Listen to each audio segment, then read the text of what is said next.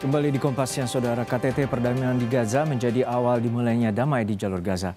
Indonesia memiliki peran strategis sebagai negara non-Arab dengan penduduk Islam terbanyak yang konsisten memperjuangkan kemerdekaan Palestina. Seperti saya katakan tadi itu bahwa kiprah diplomasi Presiden Prabowo dianggap menjadi salah satu faktor pendorong para pihak untuk mewujudkan perdamaian. Presiden Trump melihat kepiawaian Pak Prabowo dalam mengkapitalisasi kapabilitas Indonesia sebagai negara Islam terbesar dan salah satu pemimpin Global South. Kita mengetahui bahwa tidak semua negara diundang dalam acara kemarin itu, hanya 27 negara dan Indonesia termasuk salah satu negara yang diundang. Iya, ini ini merupakan rintangan paling besar di tahap kedua dan tahap ketiga. Karena Hamas tidak mau melucuti senjatanya. Ya. Jadi dalam kesepakatan itu nanti akan dirundingkan. Israel menuntut disarmament itu. Ya. Dan demilitarisasi dan menuntut Hamas memberikan peta terowongannya itu Israel. Hamas menolak. Nah, itu jaringan terowongan Hamas di Gaza itu 500 km panjangnya. Itu sebabnya Israel nggak bisa kalahkan dalam 2 tahun perang dengan Hamas. Dia nggak bisa kalahkan.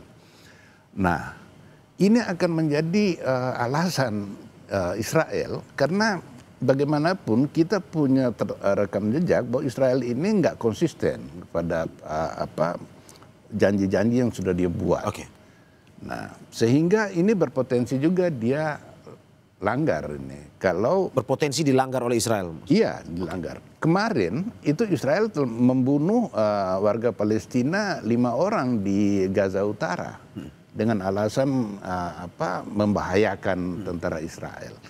Padahal ini pengungsi mau pulang ke rumah mereka di utara. Kemudian itu tadi Hamas tidak mau dilucuti kecuali kalau negara Palestina sudah berdiri. Ya. Dan kita nggak bisa remehkan posisi Hamas karena bagaimanapun juga popularitasnya dia sekarang ini di tepi barat maupun di Gaza itu besar sekali. Di dunia Arab juga begitu. Sementara posisi otoritas Palestina yang dipimpin oleh Fatah, pimpinan Presiden Mahmud Abbas, itu dia mempunyai legitimasi internasional. Tapi dia tidak mempunyai legitimasi di kalangan Palestina. Oke, di akarnya itu ya? Iya. Akar rumputnya ya? Iya, akar situ. Hal-hal yang mungkin yang dapat dilakukan adalah pertama, ikut serta mengerahkan pasukan perdamaian apabila diperlukan. Hal ini juga sudah dipertegas berkali-kali dalam berbagai kesempatan oleh Bapak Presiden Prabowo. Hal ini perlu dilakukan karena kita ketahui dalam kesepakatan tersebut Amerika Serikat akan bekerja sama dengan negara-negara Arab serta mitra internasionalnya untuk membentuk International Stabilization Force. Di sini sampai saat ini kita belum tahu persis bagaimana modalitas, bagaimana mandatnya International Stabilization Force tersebut. Tapi yang pasti Presiden Prabowo sudah menyampaikan komitmennya untuk ikut serta apabila diperlukan pasukan perdamaian yang tugasnya tentunya untuk memelihara keamanan di Gaza. Dan kita juga akan terus secara aktif untuk meningkatkan bantuan kemanusiaan untuk rakyat Palestina, terutama untuk membangun infrastruktur kesehatan, serta kita juga tentunya akan ikut serta dalam proses rekonstruksi dan sebagainya.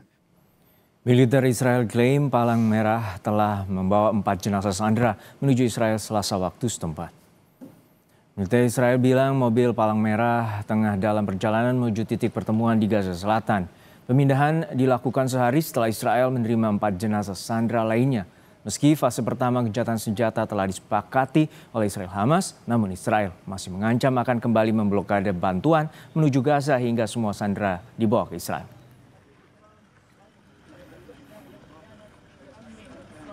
Tim SAR Meksiko masih mencari puluhan warga yang hilang pasca banjir bandang yang menerjang Meksiko Tengah dan Timur. Sementara hampir 1.000 warga juga masih terisolasi.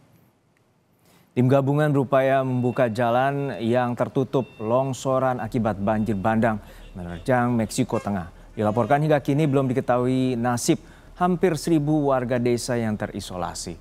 Pemerintah Meksiko memprioritaskan pembukaan jalan dan penyaluran bantuan makanan ke sejumlah daerah terdampak banjir seperti Bella Vista, Veracruz, dan Pobela.